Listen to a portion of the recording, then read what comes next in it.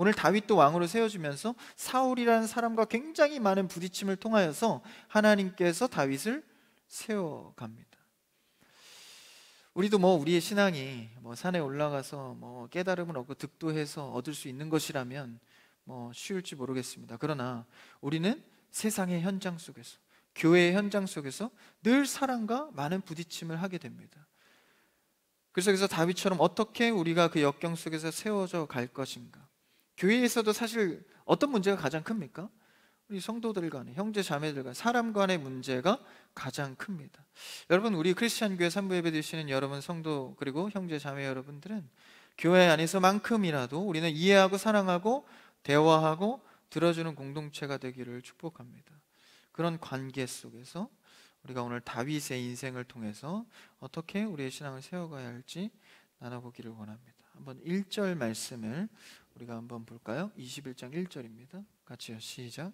다윗이 노베 가서 제사장 아히멜렉에게 이르니 아히멜렉이 떨며 다윗을 영접하여 그에게 이르되 어찌하여 내가 홀로 있고 함께 하는 자가 아무도 없느냐 하니.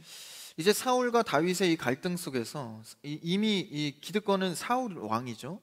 근데 이제 두 번째로 세워질 다윗 왕이 사람들의 인정을 받고 군대 장관으로서 막 전쟁도 승리해 가는 거예요.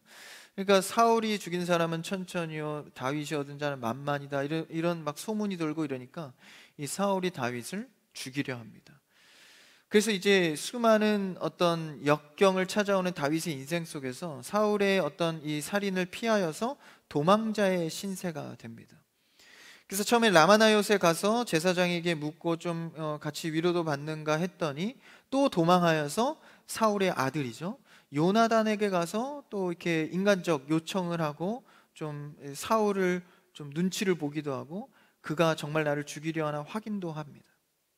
그러다가 이제 오늘 말씀으로 와서 다윗이 노비라는 땅에 도망하여 거하게 됩니다. 그러니까 여러 도망가는 지역을 넘어서 이제 노비라는 땅에 오게 된 거죠. 그래서 1절에 보니까 이 노비라는 땅에는 성소가 있었어요. 근데 그 성소의 제사장이 누굽니까? 아히멜렉이었습니다. 아히멜렉이 떨며 다윗을 맞이하게 됩니다. 영접하게 되죠. 근데 제사장도 떨었다라는 것은 이 다윗이 이 군대 장관으로서 이제 사울의 죽임을 당할 위기에 처해 있지 않습니까? 그러니까 그런 소문 정도는 다 알고 있었던 거예요. 사울의 그 어마어마한 권력 가운데 지명수배된 자 아닙니까, 다윗이? 그러니까 겁이 날 수밖에 없는 것이죠. 그 가운데 이제 다윗을 맞게 됩니다. 그래서 영접하면서 그에게 묻죠. 어찌하여서 다윗 너가 혼자 이렇게 왔느냐, 함께 한 자가 없느냐라고 묻습니다. 다윗이 도망 다니면서 누구랑 같이 온 게 아닙니다. 혼자 도망하고 있죠. 그래서 그러한 가운데 이스라엘 어떤 정치적 상황은 다윗이 그래도 꽤나 인정도 받고 군사력도 있었는데 이제 사울의 그런 죽임의 위협 속에서 도망을 하는 신세가 된 거죠.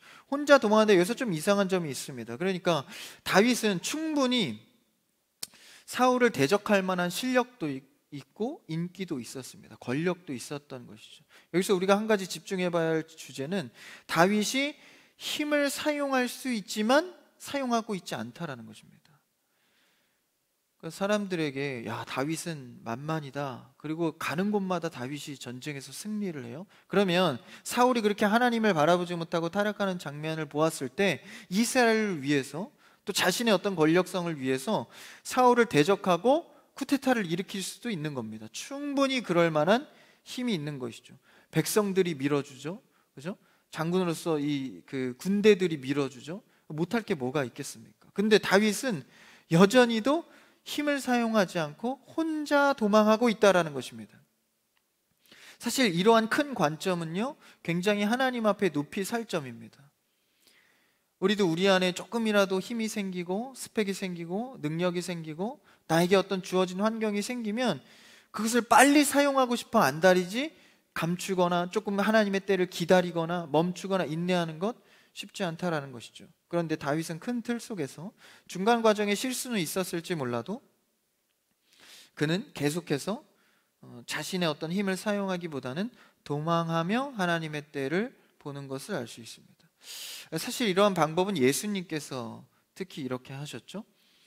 예수님이 이 땅 가운데 공생애 3년 반 동안 사역하시면서 얼마나 위기가 많고 또 이렇게 목숨을 위협하는 일이 많았습니까? 그리고 심지어는 십자가상에 매달려서라도, 그렇죠? 그 상황에서 예수님의 능력으로 역전할 수 있는 기회는 얼마든지 많았습니다.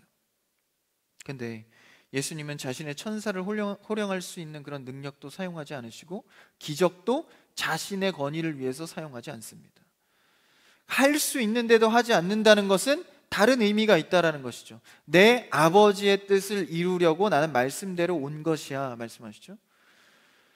그러니까 자신의 뜻을 이루려면 얼마든지 능력을 사용할 수 있지만 하나님의 뜻을 알기에 멈추는 거죠. 인내하는 겁니다. 절제하는 겁니다. 여러분의 신앙생활 하면서 얼마나 절제하고 하나님의 때를 의지하여 기다리고 계십니까? 나에게 조금만 주어지면, 내가 조금만 되는 것 같으면, 어떤 교만의 문제가 조금만 올라와도 그걸 바로 사용해버리는 우리의 모습과는 오늘 다윗과 예수님은 사뭇 다른 모습을 볼 수 있죠. 심지어 예수님의 제자 베드로가 이 예수님을 죽이러 잡으러 온 병사 말고의 귀를 칼로 잘라서 떨어뜨립니다. 그때 예수님이 뭐라고 말씀하시죠? 야, 칼을 쓰는 자, 무기를 쓰는 자는 그 무기로 망하게 될 것이다. 그래서 칼을 집어넣어라 말씀하시죠. 그러니까 우리가 할 수 있는 것들을 다 하는 것이 은혜가 아니라 할 수 있지만 하나님의 때에 생각해서 하는 것이 은혜다라는 것이죠. 사탄이 예수님을 유혹합니다. 예수님께서 금식하여 기도할 때, 금식하면 얼마나 배가 고프겠어요? 사탄이 슬며시 와서 뭐라고 하죠? 야, 배가 고프지? 이 돌을 떡덩이로 만들어서 먹어봐. 그러면 너가 인정받고 은혜를 입게 될 거야. 유혹을 하죠. 예수님 뭐라고 말씀하시죠? 사람이 떡으로만 살 것이 아니라 하나님의 말씀으로 살 것이다. 이게 무슨 의미일까요? 예수님은 돌을 떡으로 만들 수 있는 능력이 있으십니다. 그러니까 있으니까 유혹인 거예요. 우리한테 야, 돌을 떡으로 만들어 먹어봐. 뭔 소리야? 우리랑 상관없는 거예요. 근데 예수님은 하실 수 있죠. 만약에 여러분들이 인생을 사시다가 내가 할 수 있는 일, 내 힘으로, 내가 기도하지 않고 예배하지 않아도 이 일만큼 정도는 내 힘으로 할 수 있겠다라는 것이 포착되어질 때 여러분은 다시 한번 주님 앞에 고개를 돌려 기도해야 할 순간입니다. 그런 유혹의 순간이 온다는 거예요. 근데 아무 생각 없이 그냥 흘러가는 대로 이 정도는 내가 할 수 있으니까, 그 의지의 습관이 나중에 하나님을 의지하는 것에 반하여서 세상을 의지하는 습관이 된다라는 것이죠. 그랬을 때 우리가 조금 가진 것, 조금 잘난 것, 은사라고 생각되어지는 것을 드러내기 바쁜 신앙을 내려놓고 하나님 앞에 나의 은사와 조금 가진 것이지만 이것을 통해서 하나님이 무엇을 하기 원하시나, 하나님의 뜻이 어디를 향하여 있나 고민하고 잠잠해야 합니다. 다윗도 반역할 수 있고 혁명할 수도 있었지만 하나님의 때를 생각해 보건대 자신의 때는 지금 도망하여야 하는 것뿐이었던 것이죠. 그렇게 하지 않고 도망할 때 그의 큰 틀의 신앙은 무엇입니까? 그의 큰 틀의 신앙은 하나님께서 나를 기름 부으셨으니까, 나를 왕으로 세우실 것이니까 그것을 이끌려가는 것이죠. 이제 우리의 신앙도 그렇지 않습니까? 하나님이 내 인생을 주관하시겠지. 근데 이제 그 고백과 그 큰 틀의 고백과 삶의 시간을 분할해서 쪼개는 그 과정 속에서 모두 다 그렇게 살아갈 수 있는 것은 아닙니다. 다윗도 그 큰 틀에서는 도망자의 신세로 작정하였지만 그 과정 속에서는 수많은 실수를 합니다. 그 실수를 오늘 말씀에서 한번 살펴보기 원하는데 2절을 한번 읽어볼까요? 2절입니다. 시작. 다윗이 제사장 아히멜렉에게 이르되 왕이 내게 이를 명령하고 이르시기를 내가 너를 보내는 것과 내게 명령한 일은 아무것도 사람에게 알리지 말라 하시기로 내가 나의 소년들을 이러이러한 곳으로 오라고 말하였나이다. 이제 노베 땅에 있는 제사장 아히멜렉이 다윗이 혼자 오니까 어찌 이렇게 혼자 도망왔습니까? 라고 물으니까 다윗이 이제 거짓말을 하는 거예요. 왕이 시켰어, 사울 왕이 시켜서 내가 혼자 오게 된 거다. 다른 사람들은 이렇게 올 건데 자신이 이렇게 혼자 온 것은 도망이기보다는 그냥 왕이 명령해서 온 거다라는 거짓말을 하고 있죠. 그래서 급히 오느라고 내가 가진 것이 없다. 3절에서 말하죠. 한번 3절 읽어볼까요? 3절. 이제 당신의 수중에 무엇이 있나이까 떡 5덩이나 무엇이나 있는 대로 내 손에 주소서 하니. 그러니까 왕의 명령을 받고 내가 이 땅에 왔는데 급히 오느라고 가진 것이 없으니 좀 가진 것을 나에게 좀 섬겨주십시오라고 요청을 합니다. 그러니까 거짓말을 하는 거죠. 그러니까 우리가 신앙의 틀이 아무리 하나님 의지하지 해도 두려움 속에서는 늘 이 거짓말에, 그리고 또 우리가 속이는 문제, 또 이런 유혹에 걸려듭니다. 근데 이제 거짓말의 이런 주제는 왜 하게 되죠? 바로 이 다윗의 모습에서 알 수 있는데, 상황의 두려움. 그러니까 하나님을 믿고 하나님 좋아, 하나님 의지해야 되는 거 아는데 이 상황의 두려움이 나에게 밀고 들어올 때 우리는 또 그 죄의 유혹에 빠질 수 있다라는 것이죠. 뭐 하나님 믿으면 승승장구하고 다 모든 일이 만사형통한다면 얼마나 좋겠습니까? 그런데 우리가 하나님의 원하시는 분량까지 자라가기 위해서 이 수많은 상황의 두려움을 맞이하게 됩니다. 그때 다윗도 역시 별 수 없이 거짓말을 하게 되는 것이죠. 그래서 그 속에서 이 두렵고 연약한 가운데에 거짓말을 하고 있습니다. 여러분, 신앙인으로서 영적인 두려움과 이 뭡니까? 연약함 속에서 우리는 유혹에 더 노출될 확률이 커져가는 것이죠. 그런 가운데 이 제사장이 어떻게 말하나요? 4절을 한번 읽어볼까요? 4절입니다. 시작. 제사장이 다윗에게 대답하여 이르되 보통 떡은 내 수중에 없으나 거룩한 떡은 있나니 그 소년들이 여자를 가까이만 하지 아니하였으면 주리라 하는지라. 여기서 또 하나의 주제가 나옵니다. 제사장이 이제 자신에게는 그럴 줄만한 떡은 없는데 이 진설병 떡이 있습니다. 이 거룩한 떡, 이 진설병 떡은 성소에 올리는 떡입니다. 그러니까 이 하나님 앞에 올리는 이 제물과도 같은 이 그 진설병 떡은 제사장 가족들만이 취하게 되어 있거든요. 이게 율법입니다. 근데 오늘 말씀에서 보니까 그것을 그냥 다윗에게 내어주는 거예요. 그러니까 레위기 말씀에 제사장 지방만 먹어야 하는 이 진설병의 거룩한 떡을 그냥 다윗에게 내어줍니다. 그러니까 여기서 가치 충돌이 오는 거죠. 사람을 살리는 생명의 떡으로 쓸 것인가, 아니면 율법을 지키는 떡으로 남겨둘 것인가. 굉장한 가치 충돌입니다. 이게 여러분, 우리 신앙에도 이런 수많은 가치 충돌이 와요. 여러분, 직장에서 사회생활하면 더 많이 오죠. 교회 안에서도 있습니다. 내가 율법의 전통과 율법에 해야 하는 일들을 할 것인가, 아니면 그 사람의 생명을 살리기 위해서 일단 급한 그것을 위하여 살 것인가. 그럼 이것은 성경에서 해답을 찾아야겠죠. 예수님의 강조점을 한번 봅시다. 마태복음 12장 말씀을 한번 가볼까요? 마태복음 11장 1절에서 4절까지인데요. 혹시 있나요? 있네요. 있어요. 성경책으로 찾으셔야 됩니다. 1절을 읽어볼까요? 시작. 그때 예수께서 안식일에 밀밭 사이로 가실새 제자들이 시장하여 이삭을 잘라 먹으니. 지금 보니까 안식일에 밀밭 사이로 갈 때 제자들이 배가 고프니까 이삭을 잘라 먹어요. 근데 안식일에 지금 이삭을 잘라 먹는 행위 자체가 율법에 어긋난 겁니다. 계속 넘겨주시겠어요? 2절 같이 읽을까요? 시작.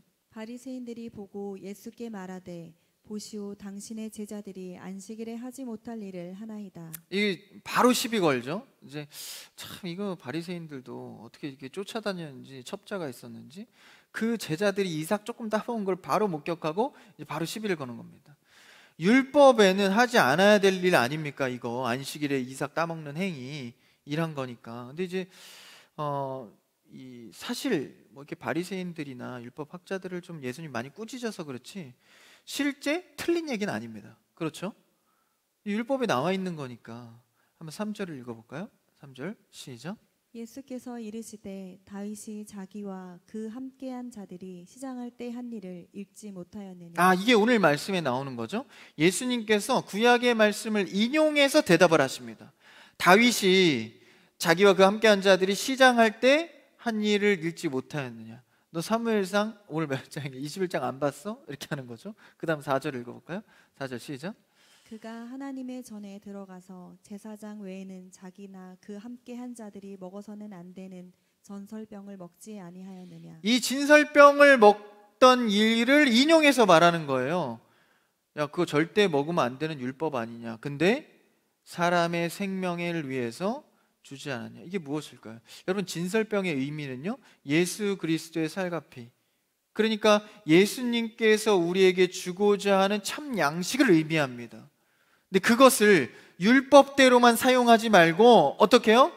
성경을 지식적으로만 보지 말고 이것을 사람을 살리는 데 적용하라라는 것입니다. 여러분, 말씀을 어떻게 읽고 보고 듣고 계십니까? 단순히 지식적 체험으로만 내가 뭔가를 깨닫는 정도로만 인용하고 계십니까? 아니면 여러분 삶의 현장에서 말씀을 통해서 복음을 전하고 사람을 살리고 영혼을 생각하며 섬기고 계십니까? 여러분, 오늘날의 우리 신앙은 나만 신앙생활 잘하면 돼, 개인적 신앙으로 또 우리의 공동체성, 성경이 말하는 가치를 잃어가고 있습니다. 우리가 해야 할 것은, 성경은, 이 율법은 반드시 상대의 생명을 살리는 방향이 되어야 합니다. 말씀으로 사람을 정죄하거나 꾸짖거나 이용하는 것이 아니라 우리는 이 생명의 말씀을 통하여서 예수님의 강조점처럼 이 제사장이 오늘 다윗의 생명을 위해서 율법에 어긋나지만 하나님의 생명의 말씀으로 대했던 것처럼, 그렇다면 율법을 역으로 말하면 이루게 된 것이죠. 그러니까 어긴 것이 아닙니다. 그래서 다윗도 사실 누굽니까? 이 제사장 아히멜렉도 둘 다 어긋난 행동을 하고 있지만 예수님의 생명과 자비의 관점에서는 그들이 하나님의 일을 해가고 있는 것이죠. 그래서 못나고 부족해도 이 성소에 머물고 제사장과 머물고 뒹굴어서 거룩한 떡, 그렇죠? 그 진설병을 맛보게 되고, 그 전에 이 다윗이 도망 다닐 때 어땠습니까? 이 제사장의 땅에 가서 있다가 또 두려워서 도망하여서 사울의 아들한테 좀 빌붙어서 어떻게든 좀 사울의 죽음을 피할까, 또 그러다가 또 피해서 다른 곳 땅에 거하고, 오늘 또 피하여서 노베 땅에 거했을 때 이 그래도 다윗이 거해야 할, 도망 다니면서 거해야 할 곳이 어딘가? 여러분, 우리는 신앙생활하면서 내가 정말 거해야 할 곳이 어딘가 분별하여 거하는 여러분 되기를 축복합니다. 못해도 부족해도 신앙생활에 초보라 할지라도 교회 공동체에 붙어있는 것이 복입니다. 그리고 내가 아무리 잘났어, 내가 혼자 뭐 이렇게 하는 것이 아니라 어느 공동체에 붙어있고 내가 어느 시간에 거하여 있는가, 굉장히 중요한 문제죠. 사실 이 정치적으로 보건대 어디 붙어있는 게 가장 합리적일까요? 다윗은 사울의 아들하고 친하잖아요. 그러니까 사울의 아들과 계속 얘기하면서 그 아들 눈치 보면서 좀 친하고 잘해주니까 사울의 이 살인을 어떻게 면할까 고민하는 게 가장 합리적입니다. 뭐 여기 멀리나 높 땅에 와가지고 제사장이랑 어울려서 무슨 유익이 있겠어요? 지금 빨리 그 정치적으로 해결을 해야지. 근데 이 도망의 과정을 보니까 그래도 성소에서 진설병을 먹고 제사장과 이야기하고 섬김을 받고 나누는 것이 더 있어야 할 자리였다라는 것이죠. 그래서요, 못나도 부족해도 우리는 늘 십자가를 붙드는 자세로 나아가야 합니다. 안 돼도 주님 곁에 있으십시오. 뭐 신앙의 슬럼프가 와서, 여러분 그런 말 하지 마시고요, 슬럼프 교회에 와서 겪으십시오. 기도가 안 돼서요, 그냥 눈 감고 계십시오. 여러분이 거하고 입술로 안 되지만 고백하는 모든 행위들이 결국은 여러분들을 세워가고 만들어가는 과정입니다. 그러니까 벗어나지 마십시오. 그래서 벗어나면 어떻게 되죠? 벗어나면 하나님께서 좀 강권적으로 끌고 오시는 때가 있거든요. 그러니까 몇 대 이렇게 맞고 돌아오는 것보다 차라리 그 자리에 좀 힘들더라도 거하는 게 훨씬 낫습니다. 못나도 부족해도 주 곁에 머물러 있는 것 굉장히 중요하다라는 것이죠. 가정에서 여러분, 아무리 내가 아버지가 마음에 안 들고 어머니가 마음에 안 들고 동생이 마음에 안 들어도, 싸울 수는 있어도 불평할 수는 있어도 가정에서 아예 벗어나는 것은 또 다른 문제입니다. 가정에서 얼마나 불평불만도 많을 때가 많겠어요. 싸움도 있을 수 있고, 뭐 싸움이라고 하기 좀 그런데, 근데 여러분, 그렇다고 가출하고 벗어나고 난 가정 없이 혼자 살래 이런다면 그의 인생에 어떤 인도를 받겠습니까? 그래서 우리는 항상 누구 편에 서 있는가, 시작에 보니까 사도 바울이 이렇게 말해요. 내 뒤에 서라. 내 뒤에서 떠나지 말고 내 뒤에 줄을 서라. 뭘까요? 정치적 발언일까요? 야, 내 편에 서서 좀 신앙생활 잘해봐. 사울은 항상 주님 뒤에, 예수 그리스도 뒤에 서 있다는 고백을 한 자이기 때문에 내 뒤에 서면 곧 누구 뒤에 서는 겁니까? 예수 그리스도에 머물러라라는 이야기를 하고 있는 거예요. 대단한 고백입니다. 자신이 예수 그리스도를 만난 자로서 굳건하게 자신의 삶을 바친 인생이기 때문에 내 뒤에 서라라는 말을 할 수 있는 것이죠. 저도 사실 청년부 안에 뭐 이렇게 사역자로 서 있지만 내 뒤에 서서 신앙생활 뭐 이렇게 말해본 적은 없습니다. 참 엄청난 고백이죠. 근데 그렇게 자부하면서 고백할 수 있는 이유는 무엇입니까? 자기 자신이 예수님 뒤에 줄을 서 있기 때문에. 세상에서도 뭐 그런 얘기 하잖아요. 줄을 잘 서야 된다. 신앙도 마찬가지입니다. 줄을 잘 서셔야 됩니다. 예수 그리스도 뒤에 딱 가까이 서서 신앙생활하는 여러분 되길 바랍니다. 실수할 수 있고 넘어질 수 있고, 다윗도 도망하다가 자신의 힘을 좀 빌려서 기댈 수는 있지만 결국은 다시 돌아올 수밖에 없는 것은 무엇입니까? 내 큰 틀의 줄이 예수 그리스도의 뒤에 서 있기 때문에. 교회에서 이것이 헷갈려서 다른 줄에 서게 되는 경우도 굉장히 많습니다.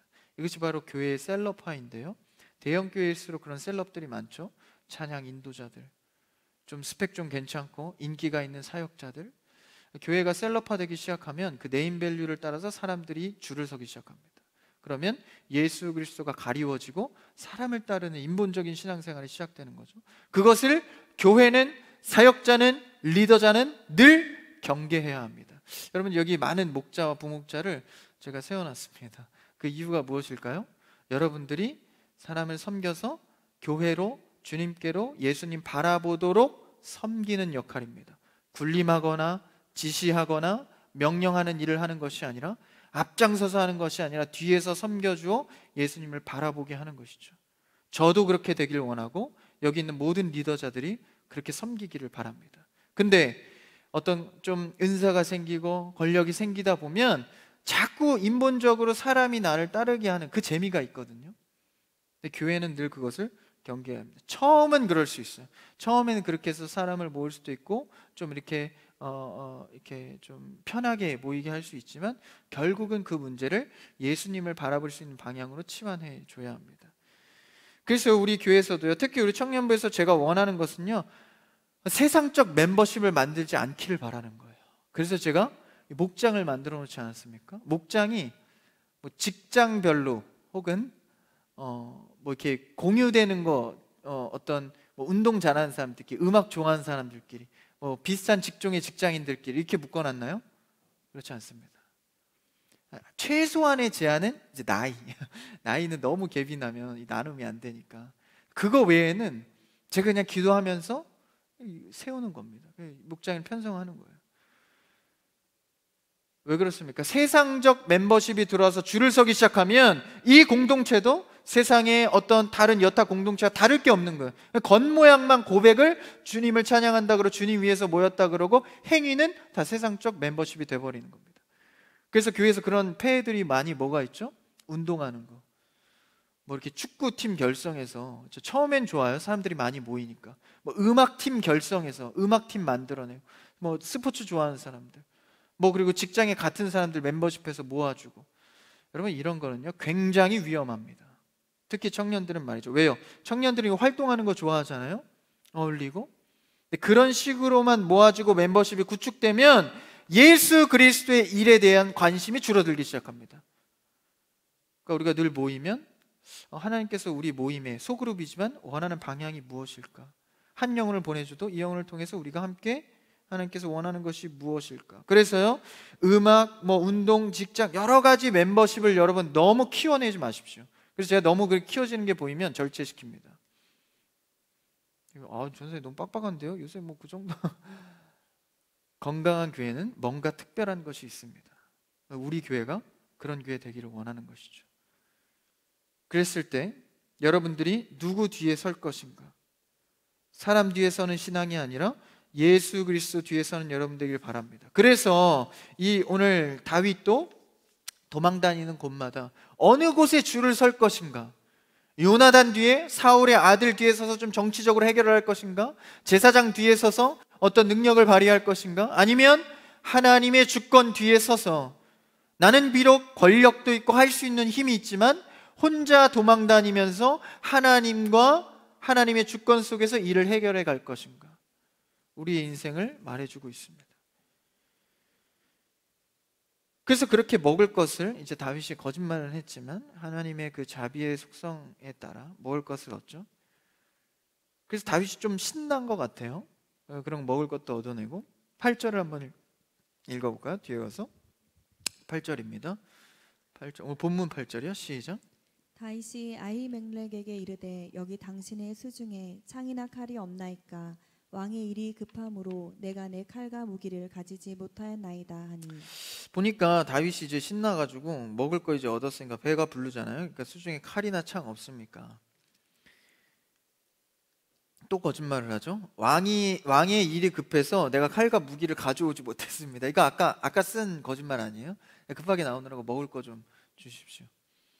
또 거짓말을 하면서 이제 도망자 신세인데 이 비무장이지 않습니까? 창과 칼도 없는데 그것을 또 제사장에게 빌리기를 원합니다. 그때 뭐라고 하나요? 제사장이 9절을 읽어볼까요? 좀 긴데요. 같이 읽읍시다. 시작.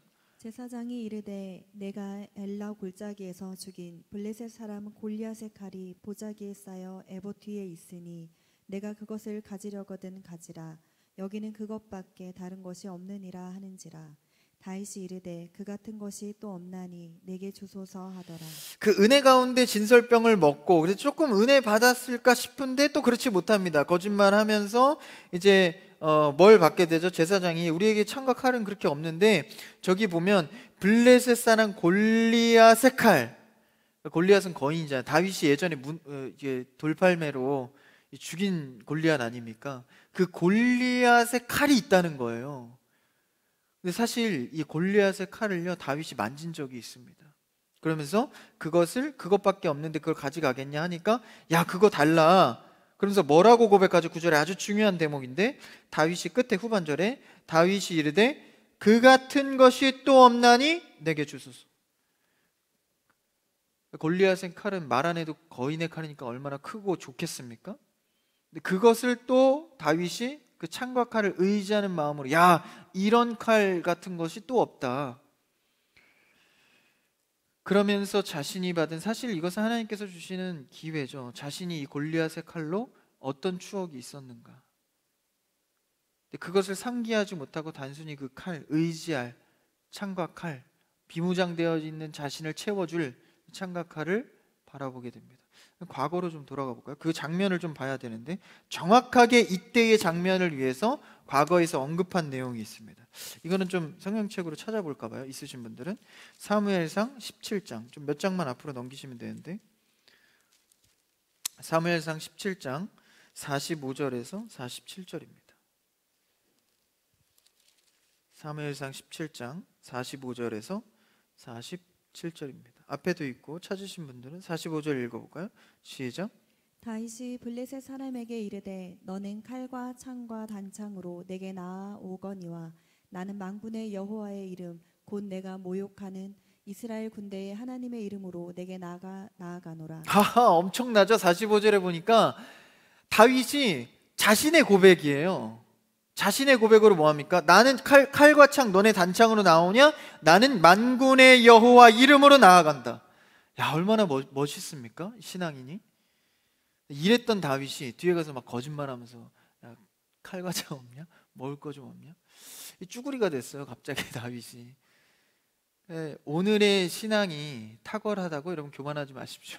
언제 인생의 과정이 그렇죠? 어려움을 만날지 모릅니다. 근데 어쨌든 과거에 다윗의 고백이 참 놀랐습니다. 이스라엘 군대 하나님의 이름으로 내게 나아왔다. 좀만 더 읽어볼까요? 46절 시작.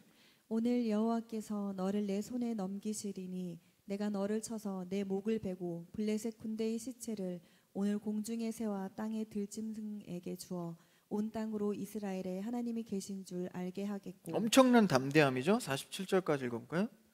또 여호와의 구원하심이 칼과 창에 있지 아니함을 이 무리에게 알게 하리라. 전쟁은 여호와께 속한 것인즉 그가 너희를 우리 손에 넘기시리라. 탁월합니다. 나에겐 칼과 창이 없어도 하나님 여호와께서 구원하시리라. 너희들을 하나님께서 우리의 손에 넘겨주리라. 와, 엄청나죠? 그러면서 50절에 보니까 17장 50절에 보니까 이제 다윗이 50절을 보십시오. 이같이 물매와 돌로, 그렇죠? 블레셋 사람을 이기고, 이게 누굽니까? 골리앗을 쳐 죽이잖아요. 물맷돌로 그를 쳐 죽였으나 자기 손에는 뭐가 없어요? 칼이 없었더라. 그러니까 다윗은 칼과 창을 의지하지 않아도 만군의 여호와 이름으로 나아갔을 때 하나님의 해결하심을 경험한 자입니다. 근데 그랬던 그가 오늘 말씀으로 돌아와서 뭐라고 말하죠? 야, 이 골리앗 칼을 보면서 이와 같은 것이 또 없다. 여러분, 우리의 신앙도요, 선 것 같으나 또 큰 산을 맞이하면 여전히도 약한 우리를 발견하게 됩니다. 여전히도 유혹에 연약한 우리를 발견하게 됩니다. 여러분, 어제의 은혜로 오늘을 살려 하지 마십시오. 오늘의 새 은혜를 구하여서 하나님께서 보라, 새 일을 행하실 오늘의 일들을 발견하는 여러분 되길 바랍니다. 신앙의 추억으로 살려 하지 마시고 오늘 하나님께서 나에게 하실 일들을 봐야 한다라는 것이죠. 과거의 은혜 왜 자꾸 추억하려 하십니까? 왜 그렇습니까? 오늘이 가난하기 때문입니다. 날마다 풍족한 예수 그리스도 십자가의 은혜를 누리시기를 바랍니다. 그래서 다윗도 계속 넘어지잖아요. 다윗이 우리가 다윗 왕, 다윗의 자손 예수 뭐 이런 것만 기억하다 보니까 이 다윗의 이 디테일한 실수를 우리가 놓치는데, 이런 속에서 우리의 신앙에 좀 위로도 되고, 그렇죠? 결단도 되기도 합니다. 다윗도 이렇게 계속 넘어지는 거예요.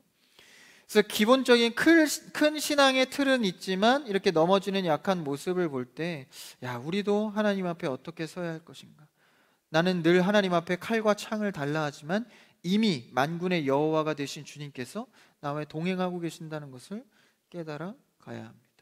다윗의 문제는 뭐였어요? 오늘 9절 넘어서 본문으로 돌아서 10절에 보니까 그날에 다윗이 사울을 두려워하여 일어나 또 도망갑니다. 노베 땅에 있다가 또 두려워서 또 도망가요. 도망자 다윗이죠. 10절에서 두려워요. 이 두려움의 문제가 늘 따라옵니다. 그래서 11절에 보니까 이 다른 땅으로 도망가요. 가드 땅으로 갔잖아요. 거기 있던 왕이 누굽니까? 아기스 왕. 그 아기스 왕을 만나게 되는데 이제 그 사람과 만나면서 이제 대화를 하는데 11절에 보니까요, 아기스가 뭐라고 말합니까? 이는 그 땅의 왕 다윗이 아닙니까? 다윗이 왕입니까? 도망자잖아요. 진짜 여기 진짜 이스라엘 이 시대의 왕은 누굽니까? 사울 왕입니다. 다윗 보고 왕 아닙니까? 이렇게 말을 하는 거예요. 그러니까 뭐 소문이 돌기로 뭐 사울보다 뭐 대단하다 이런 소문이 돌았을지 모르겠죠. 근데 여기에 숨겨진 하나님의 메시지가 있습니다. 다윗은 지금 쭈구리 아닙니까? 쭈구리 신세, 도망자, 혼자 도망다닌 신세. 근데 아기스 왕이 볼 때 왕 아닙니까? 그렇죠? 다시 상기하는 거죠. 맞아, 하나님께서 기름 부으신 다윗 왕. 그러니까 이 기드온 때도 기드온이 이 군대가 무서워서 타작마장 구석에서 막 이게 키질하고 있을 때 하나님께서 뭐라 그래요? 용사요. 맞죠? 쭈구리를 때 용사요. 그러니까 다윗도 지금 혼자 도망다니는데 용사요. 그러면서 마음속에 찔림을 주시는 거죠. 아, 맞아, 하나님께서 나 쓰시려고 기름 부으셨지. 내가 지금 비록 도망자 신세여도 하나님의 주권이 있지. 우리도 마찬가지입니다. 하나님께서 우리에게 성도여, 용사여, 자녀요라고 부르실 때 여러분의 상황이 아무리 힘들고 어려울지라도 하나님은 그렇게 여러분을 부르셨습니다. 자녀로, 백성으로, 용사로 부르셨다라는 것이죠. 지금은 내가 비록 세상에서 조금 쭈글쭈글할지라도 하나님이 결국 나를 귀한 하나님의 사역에 쓰신다라는 것입니다. 그랬을 때 오늘 말씀이 끝났어요. 좀 긴데 지금 있는 가드는 블레셋 성읍입니다. 그러니까 이 사울 왕이 보기에는 적인 거예요. 그러니까 다윗 입장에서는 사울도 적이지 않습니까? 적의 적은 친구가 될 수 있지 않습니까?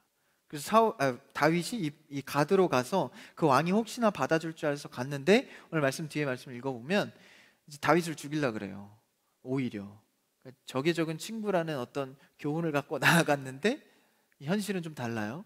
적의 적도 적입니다. 그래서 다윗을 죽이려고 그래요. 그래서 다윗이 어떻게 합니까? 오늘 말씀 뒤에 보니까 미친 척을 해요. 그러니까 원래는 이제 가서 좀 내가 사울 왕으로부터 좀 피신해야겠다 갔는데 오히려 죽임을 당하려고 하니까 이거 잘못 찾아왔구나. 어떻게 벗어나지? 에라 모르겠다. 침 질질 흘리면서 미친 척을 하거든요. 진짜 근데 그 미친 척이 통했어요. 그 왕이 야 쟤 미쳤다. 건들면 안 돼. 원래 미친 사람은 건들면 안 되죠. 침 흘리고 이러면.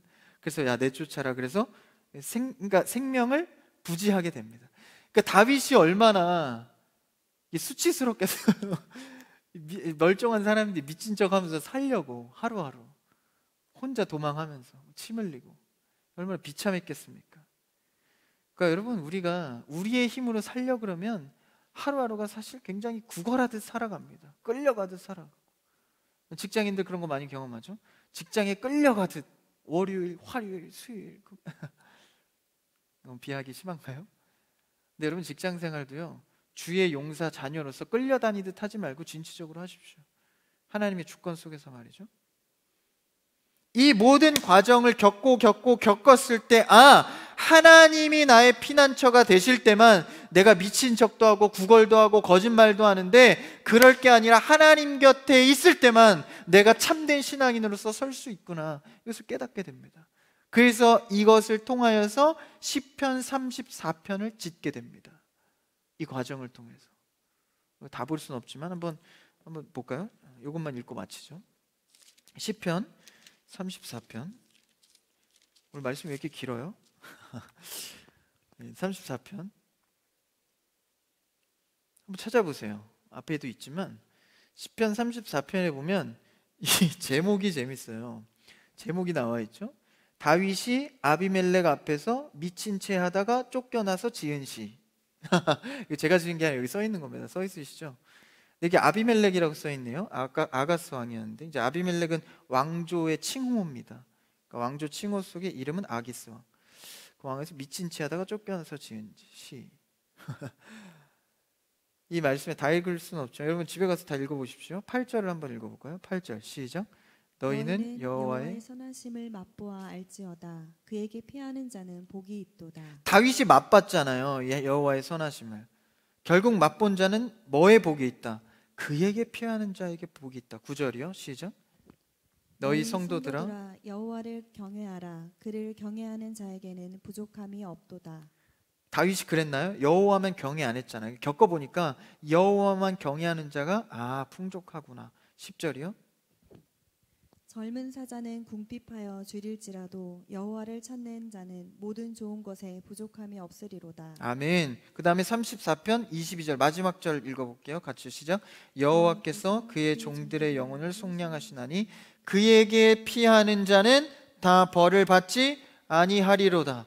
하나님의 말씀입니다. 우리가 다윗의 인생의 과정을 통하여서 보았듯 실수하고 넘어질 수 있지만 하나님의 그 주권 속에 기대고 피할 때 결국 종국에는 내 힘으로 하던 모든 힘을 내려놓고 하나님께서 하실 일들을 발견하고 순종해 나아갑니다. 우리가 비록 인생이 때로는 도망자의 신세 같을지라도 하나님의 주권을 의지하여서 날마다 그 안에 거하고 날마다 그에게 피하여서 이 다윗과 같은 결국 하나님의 선하심을 맛보게 되는 몸소 맛보게 되는 여러분의 삶과 신앙이 되기를 주님의 이름으로 축복합니다.